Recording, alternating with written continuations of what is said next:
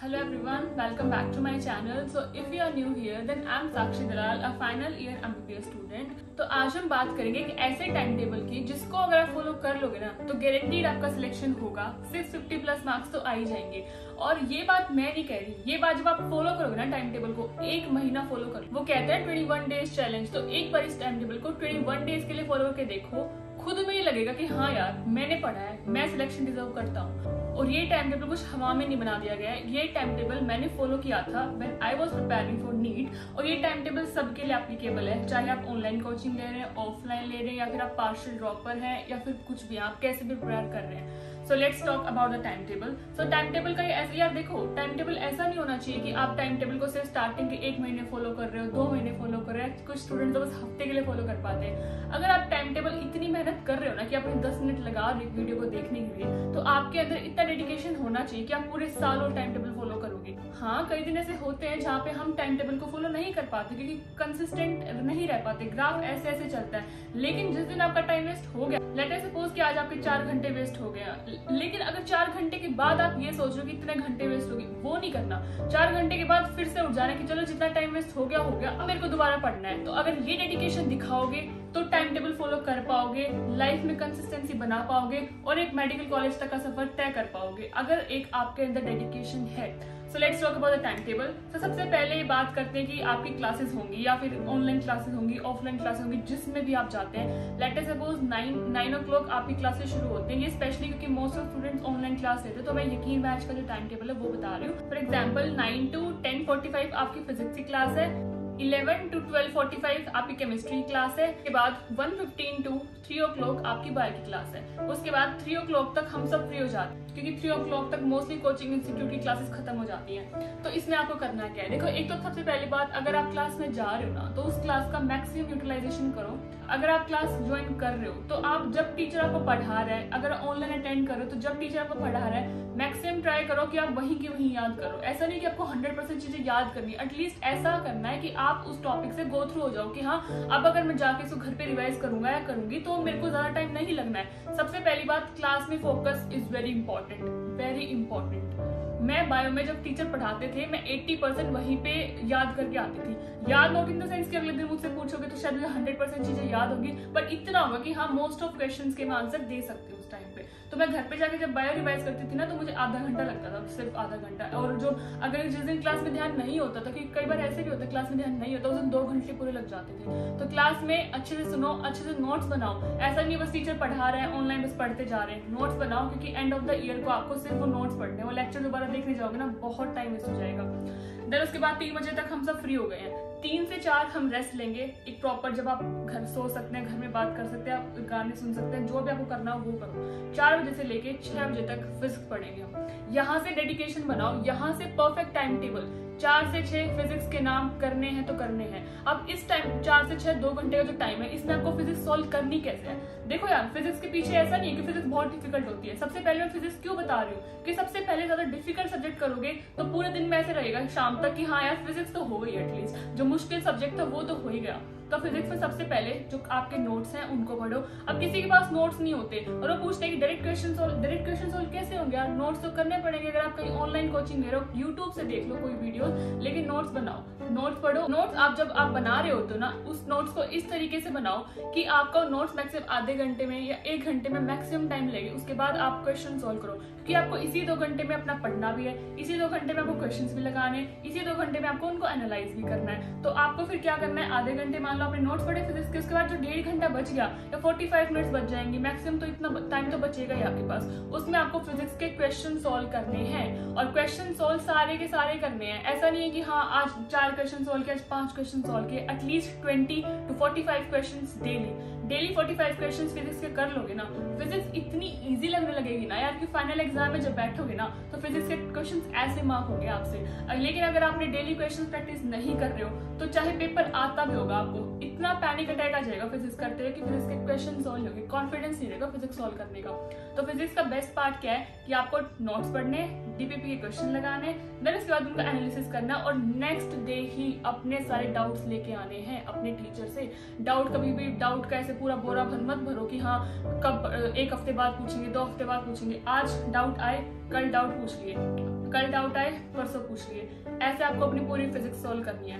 Then उसके बाद 6 से 6:30 हम रेस्ट लेंगे, उसमें आप कुछ भी अपना मनपसंद काम कर सकते हैं। देन उसके बाद 6:30 से 8 बजे तक 1.5 घंटा जो बचेगा ना, इसमें हम केमिस्ट्री सॉल्व करेंगे। अब केमिस्ट्री में भी वही है, chemistry is much easy than physics. तो केमिस्ट्री में मैं यही कहती हूँ, जब आप नोट्स बना रहे हो ना, टीचर को समझो कि टीचर क्या करवाना चाह रहे हैं आपको। अब इस 1.5 घंटे को हमने कैसे यूज करना है, देखो सबसे पहले यही है, सेम एज फिजिक्स। हम आधा घंटा क्या करेंगे, नोट्स पढ़ेंगे, जो हमें टीचर ने आज नोट्स कराए हैं वो नोट्स पढ़े। नोट्स पढ़ने के बाद उससे रिलेटेड जो क्वेश्चन बैंक है ना वो सॉल्व करने, या फिर आपके पास डीपीपी भी है, मॉड्यूल है, जो भी है हम उसके क्वेश्चन सॉल्व करेंगे। देन उसके बाद ये सब होने के बाद, अब देखो फिजिक्स होती है physical chemistry, organic chemistry, inorganic chemistry. अब फिजिकल केमिस्ट्री में मैं नहीं कहूंगी कि आप एनसीईआरटी पढ़ो, कि फिजिकल केमिस्ट्री में सिर्फ आप नोट्स पढ़ के, फॉर्मूले पढ़ के क्वेश्चन सोल्व करो। अगर क्वेश्चन हो रहे हैं दैट मीन्स आपका चैप्टर अच्छे से हो रहा है। अब क्वेश्चन सोल्व नहीं हो रहे हैं तो मतलब आपके चैप्टर में बेसिक आपका वीक है, तो आपको नोट्स दोबारा पढ़ो या फिर सर के पास दोबारा जाओ, वीडियोस दोबारा देखो। लेकिन अगर क्वेश्चन नहीं हो रहे हैं वो प्रूफ है कि आपको चैप्टर नहीं आता है। अगर क्वेश्चन सोल्व हो रहे हैं that means you are okay, आपका बेस क्लियर है, तो आप जल्दी जल्दी क्वेश्चन सोल्व करो। देन इसके बाद हम नेक्स्ट सब्जेक्ट पे जाएंगे। अब बात है इनऑर्गेनिक केमिस्ट्री की। इनऑर्गेनिक केमिस्ट्री में लोग इतना ज्यादा फंसे पड़े हैं ना। देखो इनऑर्गेनिक केमिस्ट्री में क्या करना है आपको, मैं पर्सनली बताऊं, मैंने इनऑर्गेनिक केमिस्ट्री की एनसीईआरटी नहीं पढ़ी थी। अब कई स्टूडेंट्स इस बात का ये मतलब निकाल लेते हैं कि इनऑर्गेनिक केमिस्ट्री के लिए हमें एनसीईआरटी नहीं पढ़नी। देखो ऐसा बिल्कुल भी नहीं है। इनऑर्गेनिक और ऑर्गेनिक केमिस्ट्री के लिए एनसीईआरटी इज द बेस्ट। लेकिन देखो मैं पर्सनली बता रही हूँ, मेरे जो नोट्स थे ना उस नोट्स में ऑलरेडी सब चीजें थी, तो मेरे नोट्स बहुत अच्छे थे। अगर आपको लग रहा है कि आपके टीचर ने आपको बहुत अच्छे नोट्स कराए तो आप एनसीईआरटी स्किप कर सकते हो। देखो मैंने उसके बाद किया क्या था, सबसे पहले मैंने नोट्स पढ़े, उसके बाद मैंने क्वेश्चंस लगाए। बहुत सारे क्वेश्चंस ऐसे होते हैं ऑर्गेनिक और इनऑर्गेनिक में जो आपके नोट्स में नहीं होंगे लेकिन आपके क्वेश्चन बैंक में होंगे, क्योंकि वो फैक्चुअल क्वेश्चंस है। टीचर आपको जो समझाने वाले क्वेश्चंस है वो सारे लिखवा सकते हैं, लेकिन कई क्वेश्चन फैक्चुअल होते हैं जो आपको याद करने हैं। तो जो क्वेश्चन आपको लगे कि ये क्वेश्चन मेरे नोट्स में नहीं है वो क्वेश्चन उधर ही ऐड कर लो इनऑर्गेनिक में, ताकि जब साल के एंड तक आओ ना तो आपके नोट्स में सब चीजें हों, तो आपको बार बार एनसीईआरटी पढ़ने की जरूरत नहीं पड़ेगी, क्योंकि एनसीईआरटी इतनी बड़ी है, उसकी सारी एनसीईआरटी एग्जाम टाइम पे नहीं पढ़ी जाएगी आपसे। तो नोट्स में उन चीजों को ऐड करो। और ऑर्गेनिक केमिस्ट्री के लिए भी सेम, कि अगर आपको लग रहा है कि आपके नोट सफिशिएंट नहीं है तो आप एनसीईआरटी पे जाओ, क्योंकि मुझे लगता था कि मेरे नोट सफिशिएंट है, मैं एनसीईआरटी क्यों पढ़ रही हूँ, क्योंकि मेरे क्वेश्चन सोल्व हो रहे थे। अब हमने फिजिक्स और केमिस्ट्री कंप्लीट हम कर चुके हैं। उसके बाद 8 से 9 अपना डिनर करें, घर पे बात करें, कुछ भी करें। उसके बाद 9 से 11 हम बायो पढ़नी है। 9 से 11 बायो में क्यों कह रही हूँ कि सबसे लास्ट में बायो, क्योंकि ऑलरेडी आप फिजिक्स केमिस्ट्री जो एक मेजर सब्जेक्ट है जो डिफिकल्ट माना जाता है वो आप ऑलरेडी कर चुके हैं। फिर बायो, क्योंकि हम बायो वाले बच्चे हैं तो हम बायो इजिली कर सकते हैं, तो दैट्स वाई मैं बायो हमेशा लास्ट में करती थी। तो इसलिए बायो में 9 से 11 का स्लॉट में रखती थी, ताकि मेरे को एक तो नींद भी आ जाए बायो पढ़ के लास्ट में, क्योंकि लास्ट में सोना तो है 11 बजे। फिर उसके बाद अब बायो में क्या करना है, बायो में आपने सिर्फ एनसीईआरटी पढ़नी है। अब कई स्टूडेंट्स होते हैं जो कहते हैं कि नोट्स बनाए या ना बनाए। देखो यार मैंने तो बनाए थे, मेरे पास नोट्स थे जो मैंने पूरे साल पढ़े हैं। हाँ लास्ट के महीनों में मैंने सिर्फ एनसीईआरटी पढ़ी थी। तो अगर आपको लग रहा है कि आपके टेस्ट में अच्छे मार्क्स आ रहे हैं तो विदाउट नोट मेकिंग आप अच्छा कर रहे हो। देखो रियलाइजेशन कैसे करते हैं कि हाँ, इस सब्जेक्ट में हम क्या करें क्या ना करें। जो आप कर रहे हो ना उसको करके देखो। अगर टेस्ट मार्क्स अच्छे आ रहे that means you are doing it right. अगर टेस्ट मार्क्स अच्छे नहीं आ रहे दैट मीन्स कुछ ना कुछ तो कमी है। You need to change your time table, you need to change your strategy for cracking it. Then उसके बाद 11 PM to 12 PM। अब इसमें आपकी मर्जी है, अगर आपको लग रहा है ना कि आज के दिन में यार मैंने बहुत कर लिया, मैं फ्रस्ट्रेट हो गया कर करके, तो आप सो जाओ आराम से या फिर चिल करो। अगर आपको लग रहा है कि यार मेरा फिजिक्स का टाइम टेबल जो मैंने सोचा था ना वो पूरा ही नहीं हो पाया, जो फिजिक्स केमिस्ट्री मैंने टारगेट बनाया था ना वो पूरा ही नहीं हो पाया, तो 11 से 12 आप ये करोगे। और उसके बाद 12 o'clock हम सो जाएंगे।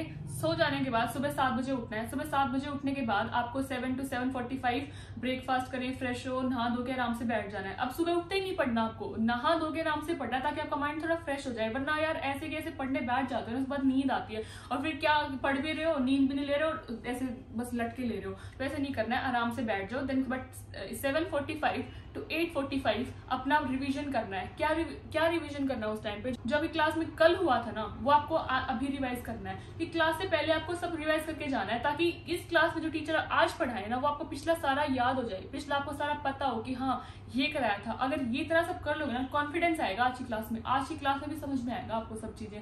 और जितना ज्यादा पढ़ के जाओगे ना यार टीचर का रिस्पॉन्स आपके लिए उतना ज्यादा अच्छा होगा, क्योंकि टीचर क्या चाहिए कि स्टूडेंट्स पढ़े। तो अगर जितना ज्यादा उनको आप रिस्पॉन्स दोगे आज वाले टेस्ट के लिए, उनको भी लगेगा यार ये बच्चा मेहनत कर रहा है, तो वो भी आप पे ध्यान देंगे। लेकिन अगर ऐसे कैजुअल उठ के जा रहे हो क्लास में, टीचर से इंटरेक्ट नहीं कर रहे हो, तो टीचर भी आप पे ध्यान नहीं देगा, और टीचर भी आपको नहीं बोलेगा कि आपके कम मार्क्स क्यों है, क्या कर रहे हो क्या नहीं कर रहे हो। क्योंकि लाखों बच्चे हैं, टीचर किस किस पे फोकस करेगा? टीचर सेलेक्ट करते हैं कि हाँ ये बच्चे हैं जो डेडिकेशन से पढ़ रहे हैं, तो इनको हमने इंप्रूव कराना है, तो आपको टीचर की उन नजरों में आना है। तो ये था पूरा टाइम टेबल। तो सबसे इंपॉर्टेंट बात जो आप इस वीडियो से लेके जा रहे हैं, क्लास में जो पढ़ाया जा रहा है उसको कॉन्टिन्यूटी में याद करना है। क्लास में जब टीचर पढ़ा रहा है या जब पढ़ रहे हो ना आप क्लास में बैठ के, तो उसको डेडिकेशन से उधर ही याद करना है। अगर आप क्लास अटेंड कर रहे हो तो आपका पूरा ध्यान उसी क्लास में होना चाहिए, बाहर नहीं होना चाहिए, प्रेजेंट वहीं पे होना चाहिए।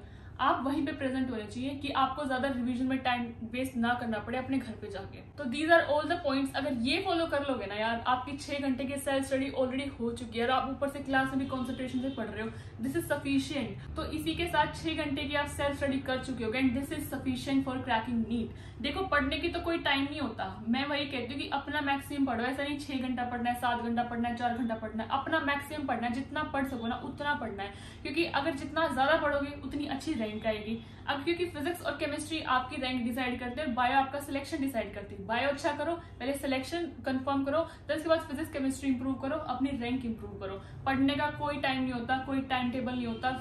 ये टाइम टेबल बहुत फ्लेक्सिबल है। अगर आपको लग रहा है कि आप रात को लेट तक पढ़ सकते हो लेकिन सुबह 7 बजे नहीं उठ सकते, तो थोड़ा सा टाइम टेबल को मोल्ड कर सकते हैं अपने कंफर्ट के अकॉर्डिंग। क्योंकि ये टाइम टेबल मैंने फॉलो किया था, जरूरी नहीं है कि जो मैंने फॉलो किया वो आपके लिए भी बेटर प्रूव हो, लेकिन 21 डेज के लिए ये टाइम टेबल फॉलो करके देखो, खुद में ही आपको इंप्रूवमेंट फील होगी। खुद में आपको लगेगा कि नहीं यार बहुत पढ़ लिया। भगवान भी कहेगा यार ये बच्चा है बहुत कर रहा है, इसको तो सिलेक्शन मिलना चाहिए।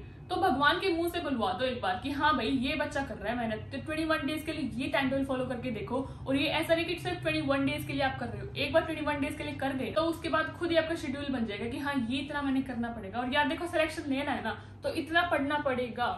ऐसा कुछ नहीं होता कि सिर्फ 2 घंटे सेल्फ स्टडी करने से आपका सिलेक्शन हो जाएगा। यार वो बातें सिर्फ हवा की बातें हैं। 6 घंटे पढ़े हैं, सब पढ़े हैं, पूरे कॉलेज में किसी से पूछ लो, कोई ऐसा नहीं कहेगा हम सिर्फ 2 घंटे की सेल्फ स्टडी से सिलेक्शन लेके आए हैं। पूरा पूरा दिन पढ़ते थे यार, जितना मैक्सिमम कोई पढ़ सकता है ना उतना पढ़ के सिलेक्शन हुआ है सबका। सो पढ़ते रहो और कमेंट डाउन बिलो अगर किसी को कोई भी डाउट हो। नेक्स्ट वीडियो उसी टॉपिक पे आ जाएगी।